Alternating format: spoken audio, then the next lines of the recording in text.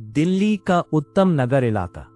गलियां रंगों से भरी थीं, लेकिन हवा में एक अजीब सी भारीपन थी।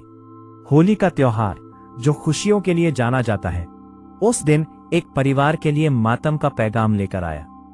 25 साल का तरुण, जो अपने घर का सबसे लाडला और जिम्मेदार बेटा था, उसे क्या पता था कि आज उसके जीवन की आखिरी होली होगी। एक मामूली सा पानी का गुब्बारा, बस एक गुब्बारा।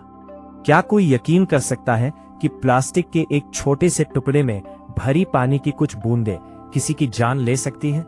नहीं, जान गुब्बारे ने नहीं ली, जान ली उस नफरत और वहशीपन ने जो पड़ोस की एक दीवार के पीछे बरसों से पल रही थी। आज की इस डॉक्यूमेंट्री में हम उस सच से पर्दा उठाएंगे जो उत्तम नगर की उन संकरी गलियों में दबा रह गया। भाग 2, विवाद की शुरुआत। दोपहर के 3:30 बज रहे थे। तरुण की 9 साल की भतीजी छत पर खेल रही थी।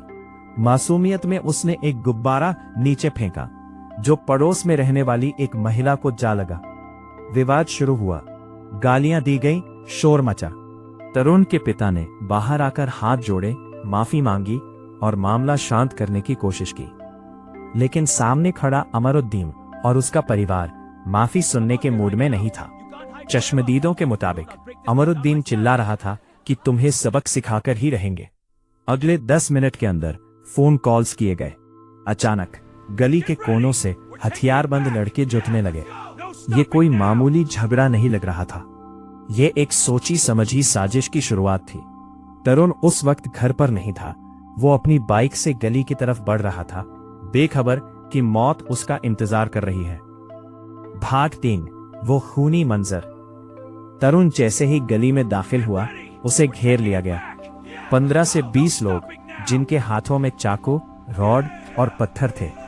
तरुण ने संभलने की कोशिश की, लेकिन हमलावरों ने उसे बोलने का मौका तक नहीं दिया। उसकी मां उसे बचाने के लिए दौड़ी। हमलावरों के सामने हाथ जोड़े, लेकिन उन पर खून सवार था। तरुण के सीने और पेट पर एक के बाद एक कई वार किए गए।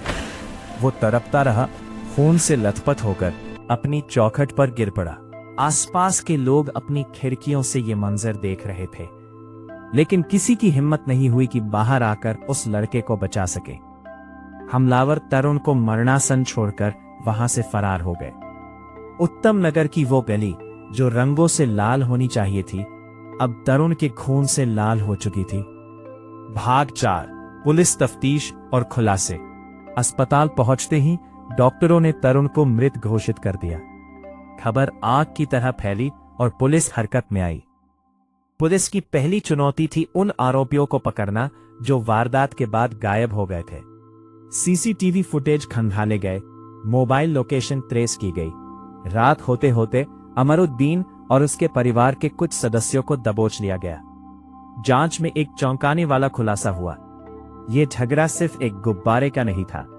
पता चला कि दोनों परिवारों के बीच बरसों से छोटी छोटी बातों पर अनबन रहती थी। आरोपियों ने उस गुब्बारे को एक बहाने की तरह इस्तेमाल किया, ताकि वो तरुण के परिवार से अपना पुराना हिसाब चुकता कर सके। पुलिस ने इस मामले में हत्या की संगीन धाराएं जोड़ी और फरार आरोपियों की तलाश तेज कर दी। अगले दिन उत्तम नगर की सड़कों पर इंसाफ के नारे गूंज रहे थे। लोगों का गुस्सा इतना ज्यादा था कि पुलिस को भारी सुरक्षा बल तैनात करना पड़ा। जनता की मांग थी कि कातिलों को ऐसी सजा मिले जो मिसाल बन जाए। और फिर गरजा प्रशासन का बुलडोजर। आरोपी द्वारा किए गए अवैध निर्माण को मिट्टी में मिला दिया गया। ये एक कड़ा संदेश था उन लोगों के लिए जो कानून को अपने हाथ में लेते हैं। लेकिन क्या बुलडोजर चलाना काफी था? सोशल मीडिया पर बहस छिड़ गई। कोई इसे सांप्रदायिक रंग देने की कोशिश कर रहा था, तो कोई इसे कानून व्यवस्था की हार बता रहा था। लेकिन इस शोर शराबे के बीच एक घर ऐसा था जहां सिर्फ खामोशी थी। तरुण का घर, जहां उसकी बहन की शादी की शहनाइयां बजनी थीं, वहां अब सिर्फ सिसकियों की आवाज आ रही थी। आज तरुण को गए हुए वक्त बीत गया है, लेकिन उत्तम नगर की उस गली में आज भी डर का साया है। आरोपी जेल में है और कोर्ट में सुनवाई चल रही है। कानून अपना काम करेगा, शायद उन्हें उम्र कैद या फांसी भी हो जाए।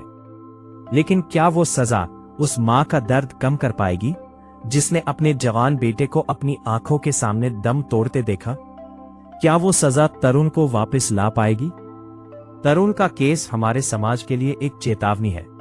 यह दिखाता है कि हम कितने असहिष्णु हो चुके हैं। एक छोटा सा गुस्सा, एक पल का अहंकार, दो परिवारों को हमेशा के लिए बर्बाद कर सकता है। नफरत की इस आग में सिर्फ जान नहीं जाती, इंसानियत भी मर जाती है। तरुण चला गया, लेकिन उसका नाम हमें हमेशा याद दिलाएगा कि हिंसा कभी भी किसी समस्या का समाधान नहीं हो सकती।